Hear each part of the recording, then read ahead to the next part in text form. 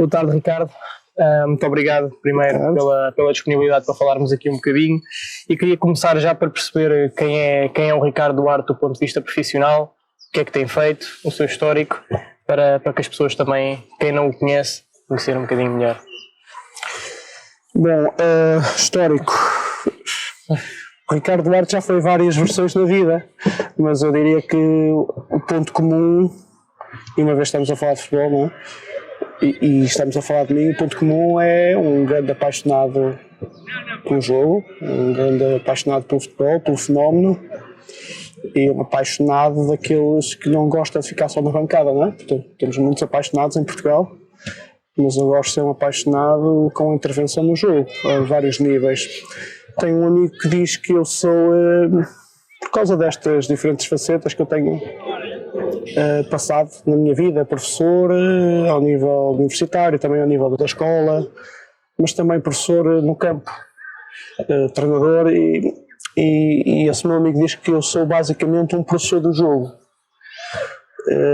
Talvez seja isso, um professor de jogo com uma paixão muito grande, porque mesmo quando estou em funções como treinador, aquilo que me apaixona realmente é ajudar os jogadores a entenderem melhor o jogo e a jogarem melhor o jogo. Portanto, é um bocadinho essa lógica do professor do jogo. Ok, em termos de sítios por onde já passou, para introduzirmos aqui e contextualizarmos a entrada. Sítios por onde eu já passei. Assim, eu joguei futebol a um nível muito baixo. Muito baixo. Eu sou de Barcelos, de uma aldeia de Barcelos, portanto o clube da minha cidade é o Gil Vicente, que felizmente está de regresso à Primeira Liga. E portanto, eu ainda fiz lá umas captações, os treinadores queriam que eu ficasse, mas tinha umas lutas muito grandes em casa, porque a minha mãe, desde muito cedo, tentou que eu estudasse. Agora não é bem assim, ainda é um bocadinho, mas de antes era muito mais marcado. Ou estudavas, ou fazias uma carreira, ou investias no futebol. Compatibilizar as duas coisas era difícil. Isto era inconcebível na cabeça da minha mãe, talvez por influência dela, porque eu ainda lutei e não foi pouco, mas ela venceu essa batalha e eu acabei por me dedicar mais aos estudos, apesar de nunca ter deixado de jogar, mas nunca joguei a um nível que me permitisse depois pensar em fazer carreira. Apesar de, pelo que dizem, não jogava assim tão mal, tanto isso. Depois, mas desde muito cedo, eu tenho uma história muito interessante. Eu devia ter uns 13, 14 anos e nós na minha aldeia tínhamos uma equipa informal, equipa de rua e dos amigos. Eu era um dos mais novos. E o nosso treinador, portanto a pessoa que andava connosco atrás basicamente e que organizava os torneios e os jogos amigáveis, os treinos, etc., ele casou e teve que mudar do local onde residia e foi morar para um sítio um bocadinho mais longe. Então um dia ele bate à minha porta, minha mãe atendeu, chamou para mim e ele tinha uma caixa, devia ser uma caixa de sapatos, não me recordo muito bem, mas uma caixa de papel e uma bola. E explicou-me: Ricardo, eu vou morar agora para mais longe, não vou continuar à frente da equipa, não consigo, vou-me casar agora no próximo fim de semana e eu acho que tu és a pessoa que devia tomar conta da equipa. E isso foi muito surpreendente para mim, porque eu era realmente um dos mais novos. Mas ele deve ter visto alguma coisa ali, não sei. E eu desde muito cedo então disse: claro, sim, ok, dá cá isso, e a equipa não ia acabar por minha responsabilidade, claro. Com certeza. E comecei a marcar uns jogos de treino e uns amigáveis, e a minha grande batalha foi convencer o meu pai para ser o treinador, porque eu era muito novo e queria mesmo era jogar. Mas de alguma maneira a minha história como treinador começou aí, de alguma maneira. E recordo-me de começar a ver as fichas, os cartões e qual é o sistema tático que vamos jogar e pensar os jogadores, etc. Portanto, esse bichinho começou a nascer aí. Depois, mais tarde, entrei para a universidade com os meus 18 anos e na minha cabeça eu ia para a universidade para ser treinador de futebol, o que era muito estranho para alguns dos meus amigos que me diziam: mas tu não precisas de ir para a universidade para ser treinador de futebol, podes abrir a tua escola de futebol, podes tentar fazer os teus cursos.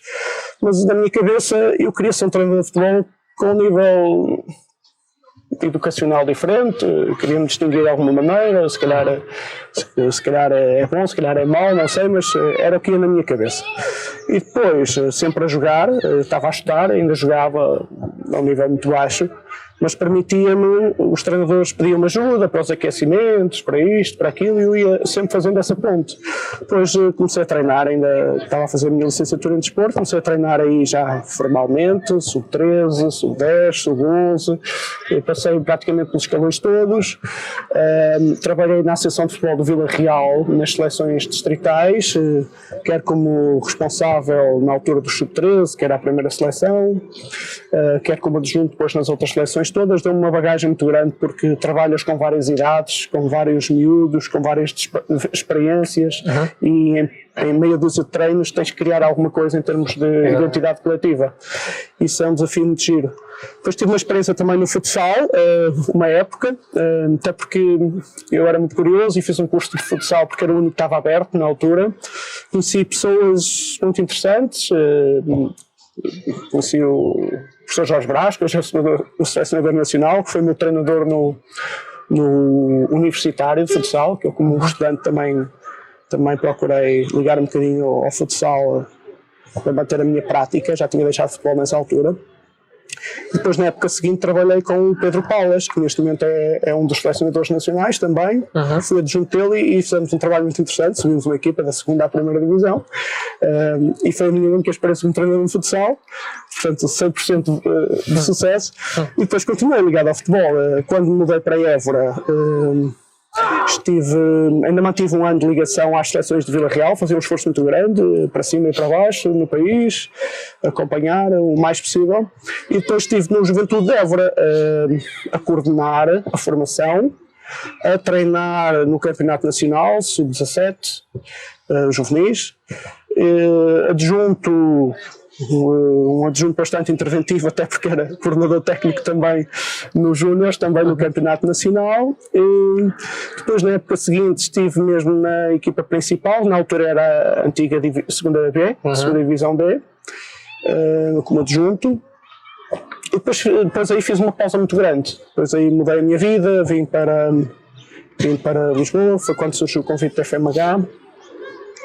E vim para Lisboa, fiz uma pausa em termos de treino de cerca de 7 anos, mas continuei a estudar futebol, não é? Fiz o meu doutoramento, acho que fui contribuindo também para a formação de muitos treinadores aqui na FMH, e mantive a ligação aos clubes com alguma consultoria, fiz consultoria, projetos de consultoria para alguns clubes, até estrangeiros, clubes interessantes que me permitiram também criar algum networking e aprofundar os meus conhecimentos.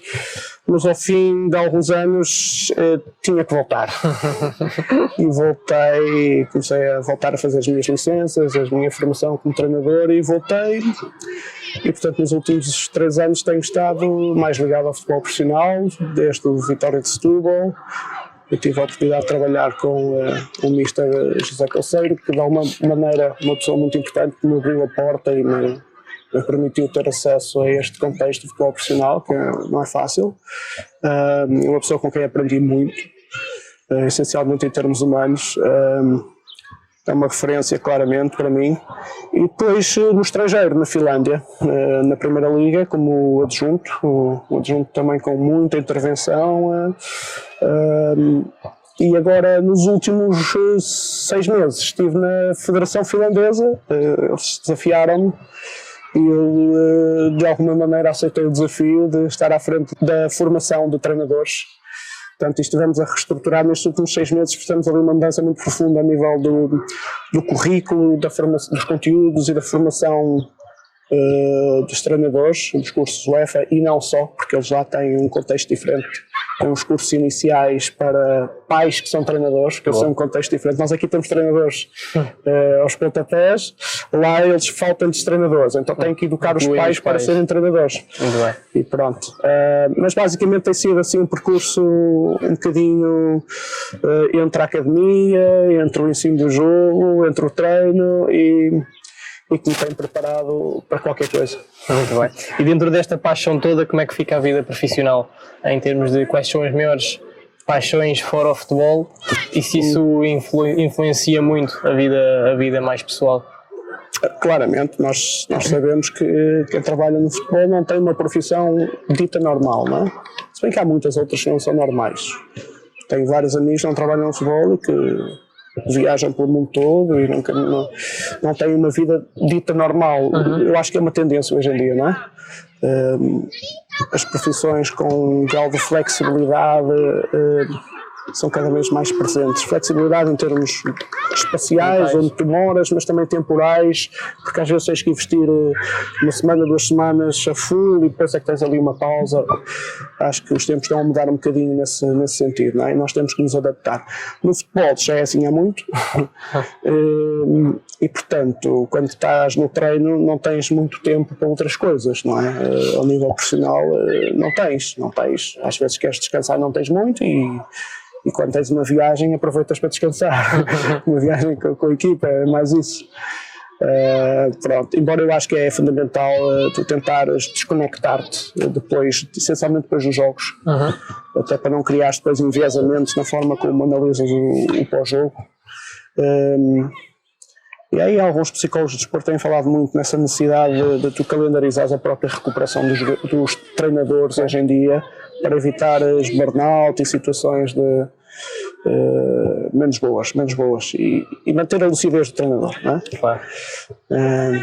Mas o Ricardo na sua vida pessoal tem tempo para aquilo mais importante, e o que é o mais importante? O mais importante é a família, sem dúvida. Eu tenho 3 meninas e uma mulher que são o mais importante, são realmente o mais importante, e tem que se encontrar tempo. Depois depende dos momentos, não é? Quando estás no treino é menos frequente, mas como eu costumo dizer, e nós temos esse lema lá em casa, que é a qualidade não tem a ver com quantidade, a qualidade do tempo, e nós sentimos que às vezes quando eu estou mais ausente, depois o pouco tempo que eu passo é um tempo que se vive de outra maneira, com outra intensidade, com outra qualidade. E felizmente também graças à minha mulher a relação com as meninas é excelente, é melhor. Quando eu chego elas saltam para cima de mim, ainda me chamam pai, portanto, é mesmo de melhor, mas isso é um trabalho que eu tenho que agradecer à Ana, essencialmente. Mas sim, o essencial na minha vida é a família, mas tenho que dizer que o futebol também é essencial. Claro. Não posso negar isso. São 2 paixões. Voltando aqui à parte mais metodológica do treino, e tendo a pessoa já passado aqui por alguma experiência até profissional, qual é que é a importância que dá ao planeamento individual? E sabemos que fez alguns trabalhos nessa área. Fiz. Não sei, julgo que sim. Fiz. No Vitória de Setúbal era uma das coisas que eu fazia. Nós tínhamos um plantel muito alargado e o Mr. José Calceiro gosta muito de fazer trabalho de organização coletiva de 11 contra 11, com a intervenção dele. Ele é muito forte nisso. E às vezes sobram alguns, não é? Claro. Porque nesse tipo de trabalho, se tu metes jogadores a mais, às vezes não consegues. Não fica tão representativo, não é? Exatamente. Então o que é que nós fazíamos? Tínhamos sempre 4, 5 jogadores, mais alguns guarda-redes. Também tínhamos um grupo alargado de guarda-redes que estavam disponíveis, e tínhamos algum espaço por trás do campo principal onde podíamos fazer algum trabalho individualizado. Então basicamente o que era feito era, nesses momentos de organização coletiva, vinham grupos. Okay.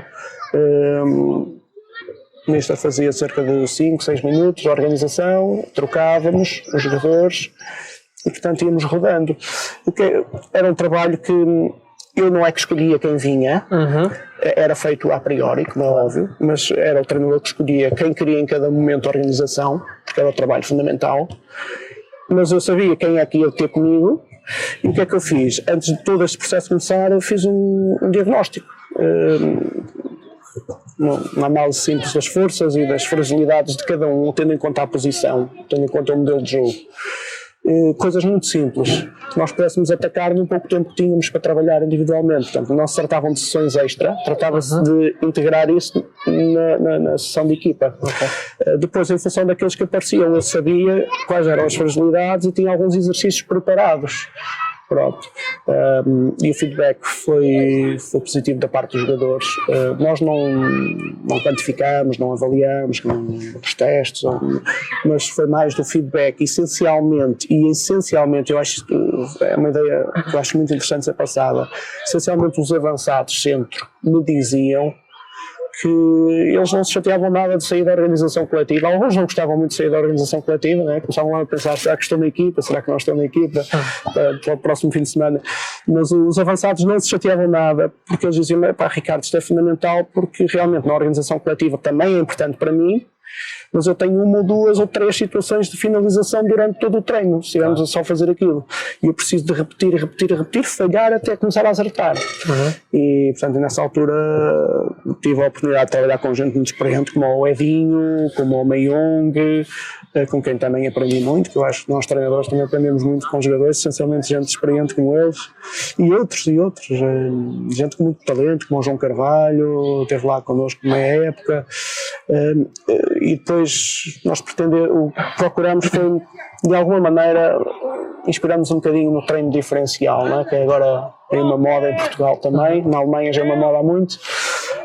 Para este trabalho mais, eu não quero chamar analítico nem isolado, porque não era muito contextualizado, os guarda-redes adoravam estar ali, mas quando era com avançados, essencialmente, trabalhámos muito finalização, numa lógica de variabilidade máxima, estímulos sempre diferentes, e eles adoravam, basicamente. E eu acho que é muito interessante para este tipo de trabalho, sugiro mesmo. Muito bem, falou aí desta questão do treino diferencial e das várias diferenças a que as coisas e que as novas metodologias chegam aos vários locais do mundo, não é? Como é que é visto o treinador português lá fora, a experiência que teve agora na Finlândia? Isso é uma questão muito interessante, sabes? Eu já sabia, pelo que me diziam, não é? Que o treinador português era bem cotado, mas às vezes tu ouves isto e desconfias, não é? Porque nunca sentiste, nunca vivenciaste. Mas quando eu estive lá agora na Finlândia, e não só por ter estado na Finlândia, mas por ter conhecido muito bem os países escandinavos ou nórdicos, percebi que, essencialmente em alguns países, e vou-te dizer, tenho a sensação que a Noruega, por exemplo, é o país que mais valoriza o treinador português em todos os países nórdicos. Talvez por uma série de coincidências de muitos treinadores, ou de vários treinadores portugueses terem sucesso lá. Jovens desconhecidos que não têm oportunidades em Portugal e que começam lá e rapidamente chegam ao futebol profissional e fazem a diferença. E temos alguns casos, né? Muita gente conhece, o Luís Pimenta é um caso desses, pegou na equipa na 2ª divisão, subiu à 1ª divisão, foi à final da taça, teve muito sucesso, de uma forma muito instantânea, muito abrupta, mas há mais. Hoje temos o Vítor Gazimba na 2ª Liga, eu acho que ele tem 31, 32 anos. Temos outros casos, como o Hugo Pereira, que neste momento é um dos adjuntos do professor Carlos Queiroz na seleção da Colômbia, esteve muitos anos ligados primeiro à formação do Rosenborg, um clube de referência na Europa, não é? E nos últimos anos na primeira equipa, e portanto gente com muita competência tem marcado a diferença e claramente, estou a falar da Noruega, mas eu vivi mais perto na Finlândia, a percepção é muito boa. Eu tive o respeito de toda a gente a reconhecer o nosso trabalho, acho que também o trabalho não foi assim tão mau, não é? Também ajuda, não é? Claro. E a forma como olham para nós é realmente uma forma muito especial, porque reconhecem que nós somos um país pequeno, que não tinha obrigação de produzir melhores treinadores do mundo, melhores jogadores do mundo, melhores árbitros do mundo, melhores agentes do mundo, melhores tudo do mundo, jogadores de futsal do mundo, melhores jogadores de futebol praia do mundo, e espero que a breve trecho a melhor jogadora de futebol feminino possa ser portuguesa também, e realmente é surpreendente. Eu tenho um amigo finlandês que me diz: a nossa formação é realmente profunda. Só que nós, se usarmos a metáfora dos Legos, não é? O Lego é de lá da Dinamarca, não é? Dos países nórdicos. Eles explicam tudo sobre esta peça de Lego, tudo sobre estas peças de Lego, mas nunca nos dão as ferramentas para nós construirmos o objeto com as diferentes peças. E é isso um bocadinho que falta. Mas eles são lixados, pá. Eles vão mesmo ao pormenor, nas fisiologias, em tudo. Só que depois acaba por ser excessivo, porque perdes aquela ideia de que a atividade de treinador é uma atividade essencialmente integrativa. O treinador tem que viver na integração de conhecimentos, claro, ir profundo naquilo que necessita, mas essencialmente uma atividade sistémica. E é um bocadinho isso que nós tentamos pôr lá nos últimos meses. Vamos ver o que é que se dá para o futuro, não é? Muito bem. Como é que foi a adaptação do professor lá ao envolvimento e ao contexto? Foi muito fácil, não é? Pensando que tens menos 25 graus negativos, tudo coberto de neve, não envias a relva, não é? É muito fácil. Estou a brincar, mas realmente foi mais fácil do que eu pensava, sabes? Nós temos esta ideia, aqueles casacos de neve, vou andar como se fosse um astronauta. Não, faz parte da tua rotina, mas tu sais de casa e sabes que vais para o frio, não é? E, portanto vais vestido para o frio, não é como em Portugal, que sais de casa a pensar que vais para o verão e afinal está frio. Vou dar um exemplo. Nunca adoeci na Finlândia, 1 ano e meio que lá estive, mas quando vinha a Portugal com alguma frequência ficava doente. Compreendo. Os edifícios estão altamente preparados para o frio, como é óbvio, às vezes não estão para o calor do verão. O último verão lá foi mais quente que o costume e as casas não estavam realmente preparadas para isso. Depois, em termos de condições de treino, é o país do mundo com mais indoors. Okay. Portanto, não tens problemas para trabalhar. Nós tínhamos um indoor só para nós, portanto um campo de 11. Não tínhamos 2 nem 3, como algumas equipas profissionais têm, mas tínhamos um coberto, com um piso muito, muito razoável, artificial, mas muito, muito bom. Estádio novo, tinha 1 ano o estádio, foi uma das coisas que me atraiu, foi ver aquelas condições de trabalho também. Um estádio novo, não muito grande, à dimensão da Finlândia, 6.000 pessoas, mas um estádio muito agradável, onde nós podíamos trabalhar. Pois lá, tens uma característica que para muitos treinadores do sul da Europa pode fazer um bocadinho de confusão no início, a mim também me fez, que é cerca de metade das equipas da liga joga em sintético. Okay. Mas é a única maneira de eles jogarem futebol lá, porque as relvas ficam altamente destruídas. As equipas que usam a relva natural sofrem muito para terem boas condições. Eu acho que é preferível teres um bom sintético do que teres uma relva natural que depois não tem condições para tu jogares, não é? Claro. Muito bem. E tendo em conta esse relacionamento que teve não só na experiência fora, mas também com o relacionamento com vários profissionais, com várias equipas, qual foi a forma de jogar que mais o apaixonou e que neste momento pode dizer que é a sua preferencial, se houver, isso podemos chamar assim? Sabes, eu acho que nós portugueses, uma das nossas características, muita gente comenta isto, é a adaptabilidade, não é? Mas é a adaptabilidade em várias dimensões. É a adaptabilidade cultural, nós chegamos e não combatemos a cultura das pessoas, mas tentamos adaptar-nos e aos bocadinhos mostrarmos também aquilo que podemos melhorar ou mudar, sem radicalmente destruir aquilo que é a cultura deles. Mas a adaptabilidade para mim tem expressão nesta questão da forma de jogar e de entender o jogo. Porque, pronto, nós somos todos diferentes. Há treinadores que têm a sua ideia, procuram implementar a sua ideia, mas eu acho que em termos globais, os treinadores portugueses têm a adaptabilidade e a flexibilidade suficiente para tentar extrair o melhor dos recursos humanos que encontram, dos jogadores, dos plantéis que encontram. E claramente, eu acho que nós temos que nos adaptar, muito ou pouco temos que nos adaptar, porque se os jogadores não têm características para aquilo que nós queremos implementar, agora, que é bem, temos que entender que processos, não é? Estamos num processo de formação e eles têm que se adaptar muito mais a nós. Têm que se adaptar muito mais ao jogo que nós queremos construir, porque talvez acreditemos que é o jogo que lhes serve melhor para o futuro. Se estamos a nível do rendimento, eventualmente temos menos tempo para essas adaptações e essas aprendizagens, e depois é a cabeça do treinador também, não é? Felizmente a Finlândia, a cabeça do treinador rola muito menos vezes do que em Portugal.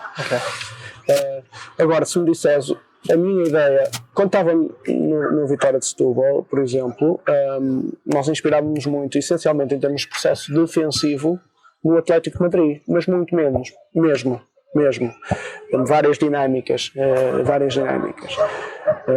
em todos os setores da equipa, várias dinâmicas que nós fomos buscar e adaptámos às características dos nossos jogadores, mas muito inspiradas naquilo que o Simeone tem feito de fantástico, não é? Fantástico. No VPS, lá na Finlândia, eles tinham muito. O VPS é conhecido como uma equipa da posse de bola na liga finlandesa. E ao chegar lá, obviamente, se eu chego lá e a partir de agora é só ideias de Simeone, ia demorar 1 ou 2 anos a que eles acreditassem, não é? Porque são ideias um pouco opostas, não é? De controlares o jogo sem bola ou de controlares o jogo com bola. E eles realmente tinham a paixão de controlar o jogo com bola. Além disso, o treinador era mesmo, e não tinha mudado, eu não ia mudar o chip ao treinador completamente. Então, devagarinho, fomos introduzindo algumas nuances no processo defensivo. Mas em termos de processo global, nós mantivemos esta identidade muito centrada na bola. As grandes referências para nós eram equipas como o Manchester City, como o Napoli do Sarri, como o Betis do Quique Setién. Uma equipa sueca que teve muito sucesso com o treinador inglês, o Graham Potter, que agora está no Swansea, o Östersund, que teve uma fase muito avançada da Europa League, época passada, que é uma equipa que veio da 4ª divisão com este treinador, e tu vês a jogar, é um futebol espetacular, e é um futebol de atrações, basicamente é um futebol de atrações, onde tu procuras. A grande ideia é procurares um efeito dominó através das atrações. O jogador com bola dribla, atrai, homem livre onde é que está, e a partir daí crias um efeito dominó até que consigas levar esses dominós, esse efeito dominó até sobre a última linha e encontrares um homem livre sobre a última linha e procurares uma fase de finalização, não é? Pronto, depois com muitas dinâmicas específicas. Se me perguntares o que é que tu gostas mais? O Ricardo gosta mais disto, de controlar o jogo com bola. Agora, o Ricardo dificilmente vai ser um treinador que perde a adaptabilidade, porque o primordial é ganhar-se. O primordial é os jogadores sentirem que são bem-sucedidos e os jogadores valorizarem-se. E, portanto, depois carece de um diagnóstico, e eu acho que também a minha formação tem sido flexível o suficiente para perceber que tipo de jogadores tenho e qual é a direção que eu posso tomar. E depois também o conhecimento do jogo, quer do controle com bola, quer do controle sem bola, não é? Também é diferenciado. Nós vemos, por exemplo, as duas equipas estão a lutar pela Premier League neste ano. Uma controla mais com bola e a outra procura controlar mais sem bola, não é? Voltando aqui um bocadinho a Portugal, porque este local onde nos encontramos hoje aqui no Parque do Jamor, qual é a representatividade que tem para o Ricardo? É um campo de futebol, não é? É um campo de futebol. Por acaso aqui neste era onde eu dava aulas de futebol, na FMH. Mas algumas equipas treinam aqui também, portanto é um campo de futebol. E eu acho que aqui me sinto bem. Muito bem. E se tivéssemos escolher outro local, qual é que seria? Boa. Um outro local. Talvez uma sala de espetáculos. Um bom teatro. Um bom teatro de improvisação, por exemplo. É algo que me atrai bastante. A performance artística é uma coisa que me atrai muito, sabes? Apesar de não ser um entendido, mas gosto muito de observar e de sentir a performance artística. Eu acho que até há alguns pontos com a performance dos jogadores, se calhar é por isso, não é? Se calhar anda tudo em torno do mesmo. mas uma boa sala de espetáculos, definitivamente, sim. Muito bem. Falando aqui um bocadinho do futebol feminino, que também já introduzimos há bocadinho, e porque também é um tema que nós queremos aqui incrementar a exposição e a divulgação, como é que está hoje em dia a formação do futebol feminino, dos treinadores em Portugal e eventualmente na Europa? Eu não sou um especialista no tema, mas parece-me que a formação em Portugal está igual à masculina. Portanto, é futebol. Na Finlândia há uma comunidade em torno do futebol feminino bastante forte.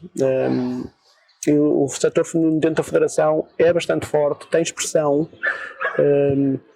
tem feito coisas interessantes em termos internacionais, tem estado quase sempre à frente no ranking relativamente às seleções masculinas e, portanto, tem um destaque interessante. Em Portugal temos um pouco o oposto, mas temos um oposto que está cada vez mais próximo, não é?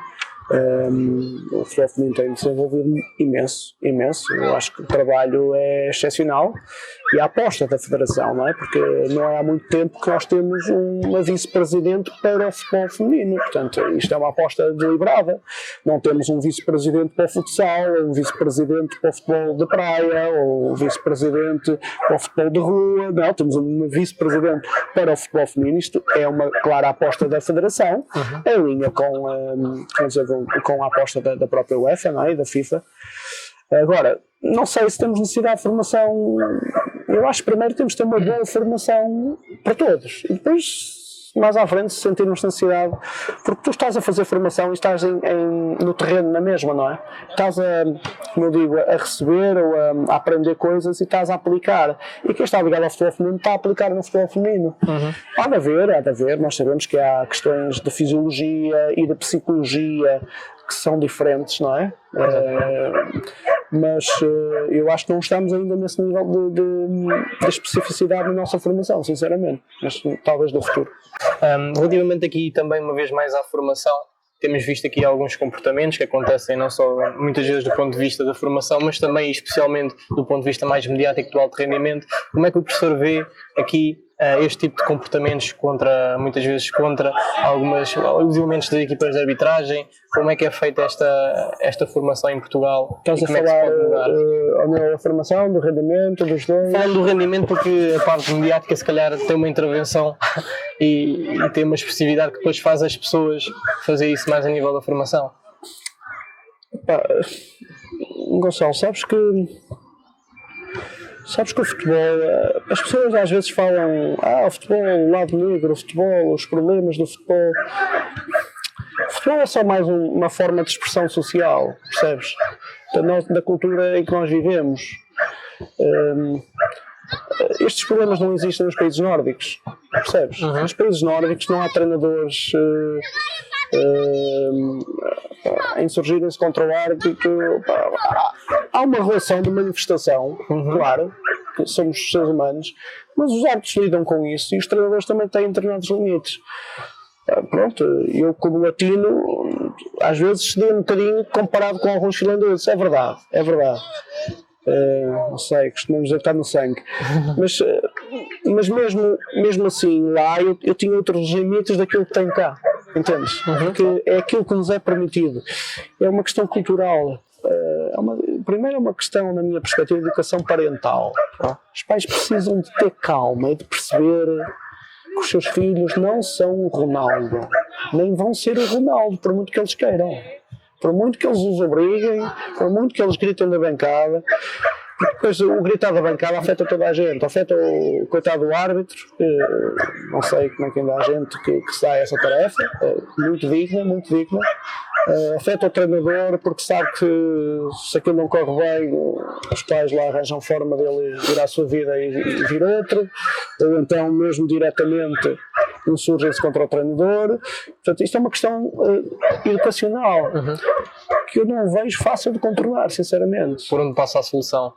Olha, eu acho que há uns anos atrás não era tão grave, sabes?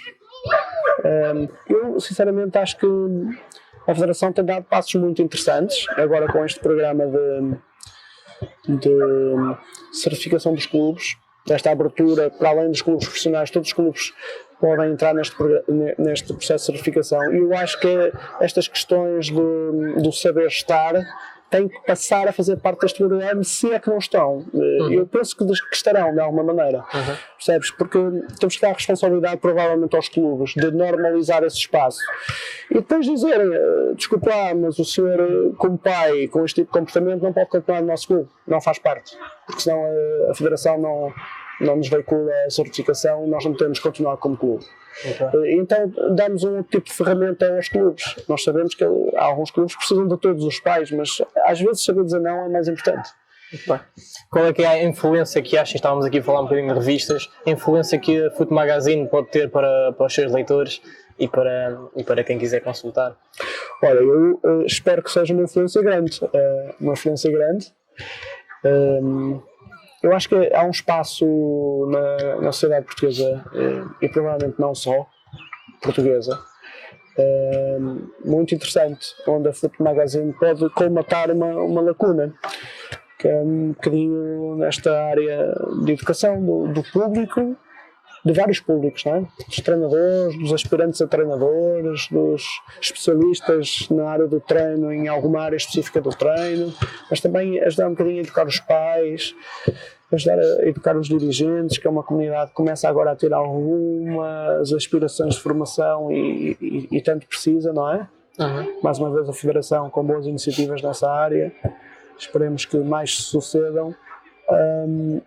Eu acho que a Foot Magazine tem tudo para dar certo, não é? Como é que o professor vê aqui a diferença, ou se tivesse que balancear, digamos assim, entre a formação que é mais académica e que o professor tem muita experiência, mas também aquela que falou há bocadinho da formação mais prática, do estar no terreno, como é que isto se contempla e como é que podemos aqui equilibrar o currículo dos jovens treinadores e daqueles aspirantes? Olha, eu costumo dizer que, e quando estava aqui na faculdade, não é? Também na Universidade de Évora, também trabalhei lá há 4 anos, eu costumo dizer que se tu estás a estudar para ser treinador de futebol, deves estar a exercer. Porque não me faz sentido que tu estejas a dar-te ao luxo de despender anos da tua vida a estudar numa faculdade, uma especialização de futebol, sem poderes aplicar os teus conhecimentos. Porque se tu não aplicas os teus conhecimentos, tu na verdade não vais aprender. Para mim é fundamental, porque nós ainda achamos que o saber às vezes é mais importante que o saber fazer. Há pessoas que acham que o saber fazer é mais importante que o saber. Sinceramente, para mim isto é um processo único. E eu não sou de extremos, portanto eu não acho que tu tens que ter uma formação académica, XPTO, para seres um bom treinador. Não acho. Acho que pode ajudar muito, mas tu te restringis a isso e não fizeste o teu percurso no terreno, não tens hipótese nenhuma, porque estás a aprender uma coisa que o teu corpo não conhece. O teu corpo tem que conhecer, não é o teu cérebro apenas, é o teu corpo que tem que experienciar, que vivenciar, porque isto é um processo bionívoco. O treino não é um processo em que o treinador diz e o jogador aplica, não é um processo linear. Tu tens que aprender com aquilo que são os erros que fazes, com os exercícios que propões. Olha, hoje não correu bem, vamos adaptar, para a próxima vamos fazer de outra maneira. Hoje a minha comunicação não foi boa, eu percebi a expressão emocional daquele jogador não foi a mais, tenho que adaptar o meu discurso na próxima vez. Isto é um processo iterativo, essencialmente. E se não te dás a essas iterações e estás só a ler livros ou a estudar, não chega, não é? Agora, eu também acho que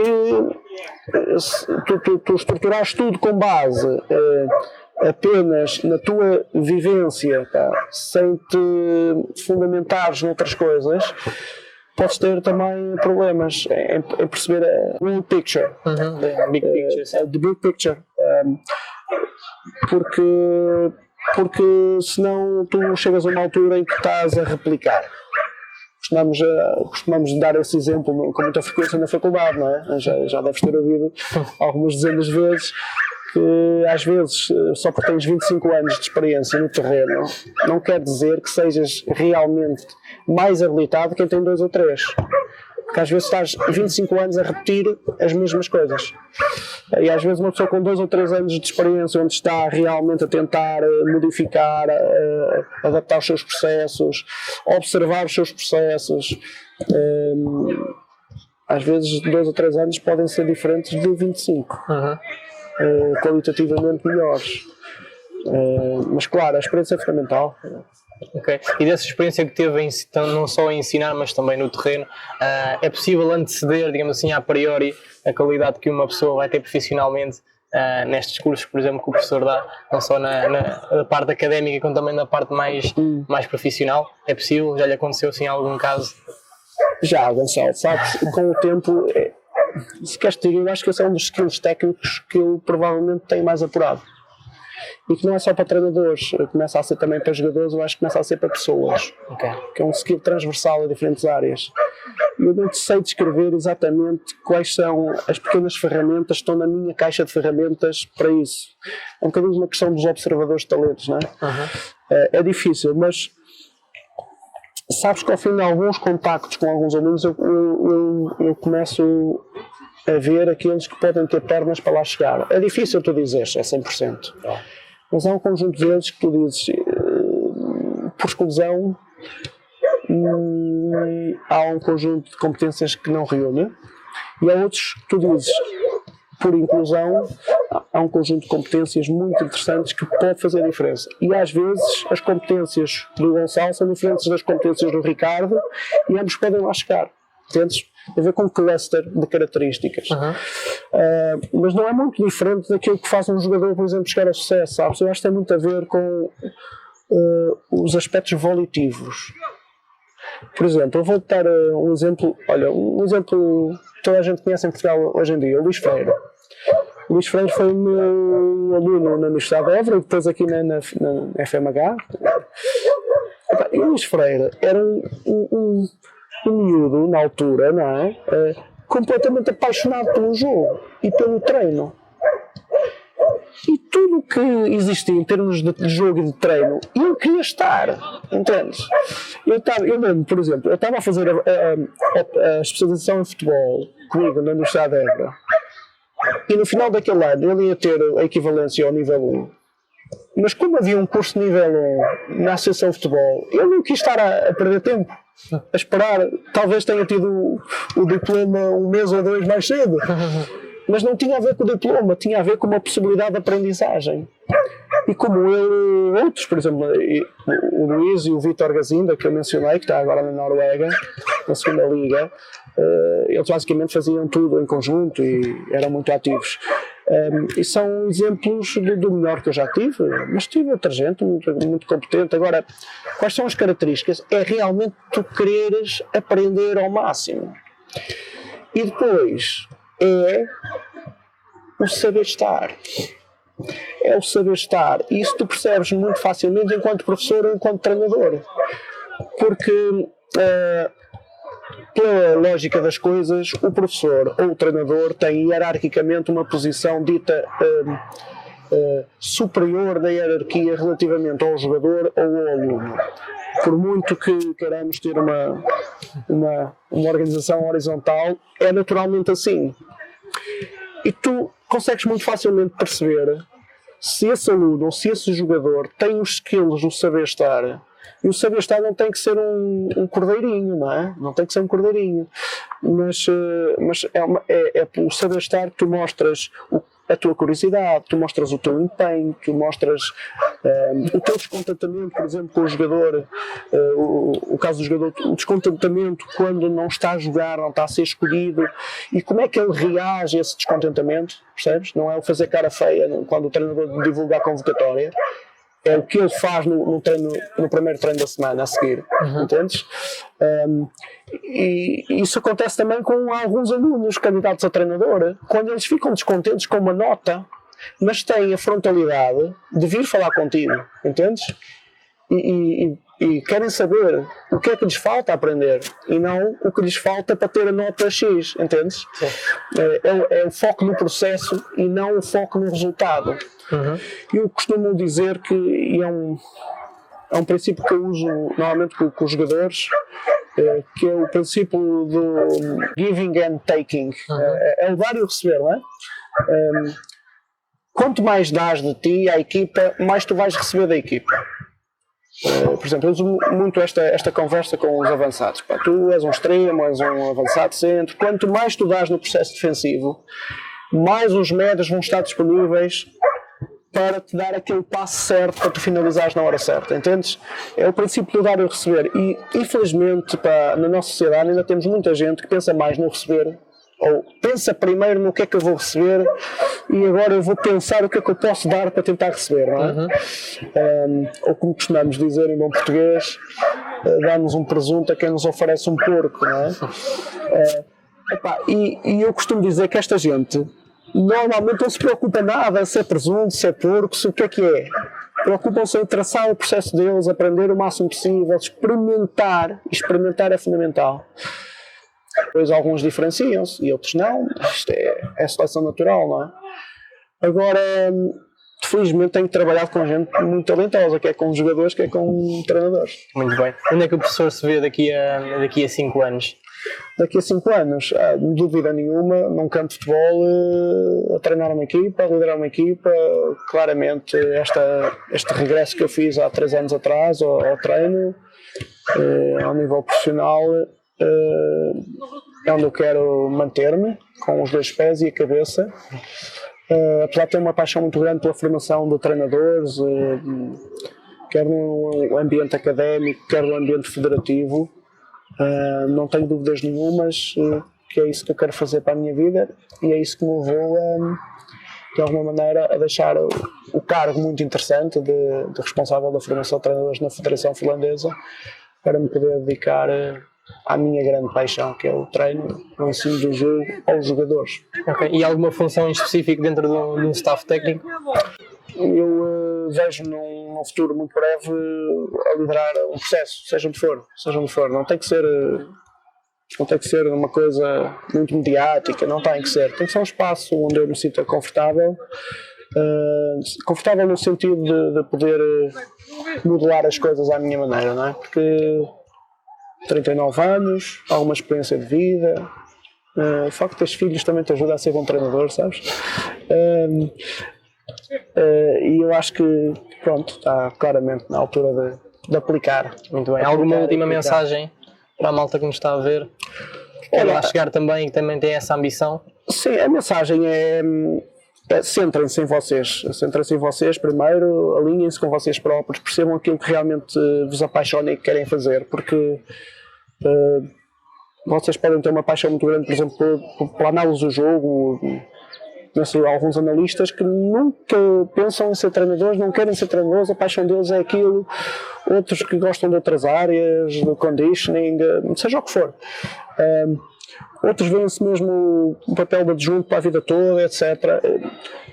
Seja o que for, vocês primeiro centrem-se em vocês, façam o vosso diagnóstico e, se não conseguirem fazê-lo sozinho, ajudem procurem quem vos possa ajudar a fazê-lo, porque felizmente hoje em dia existem boas pessoas na área da psicologia do desporto, do coaching desportivo, etc., que vos podem ajudar nisso. E depois pensem mais no dar do que no receber, porque para mim é assim, deem tudo o que têm para dar, com foco, não é dar em todas as direções, é com foco. Mas estejam mais centrados naquilo que podem dar, porque o dar é aquilo que vos pode aproximar do patamar onde vocês querem chegar, percebem? É o dar que vos mete no processo, porque eu costumo dizer, se queremos chegar a um determinado nível, temos um objetivo, o objetivo é ser aqui mais desafiante do que o nível em que nós estamos, e às vezes de saltar daqui para ali é impossível, é biologicamente impossível. Então nós temos que dar, porque o dar vai-nos obrigar a fazer um passo ao próximo patamar, e depois outro passo, e depois estaremos disponíveis, porque muita malta fala sim, mas as cunhas e o fator C, muito pouca gente usufrui disso. E quem usufrui disso e não tem as competências para se manter, é muito mais difícil manter-se num determinado patamar do que às vezes chegares lá. E portanto nós temos que investir nas competências para nos mantermos lá. Se a oportunidade surgir, muito bem. Se não surgir, olha, damos tudo, não é? Tentamos. Mas mesmo o fazer surgir a oportunidade também é trabalho que se faz. É trabalho que se faz. Muito bem. Portanto, não desistam dos sonhos, é o que eu tenho para dizer. Muito bem, Ricardo, obrigado por nos ter dado também aqui umas luzes daquilo que tem andado a fazer, daquilo que pode ser interessante para nós enquanto treinadores para lá chegar, ok? Obrigado. Obrigado pela partilha. Obrigado. Sim.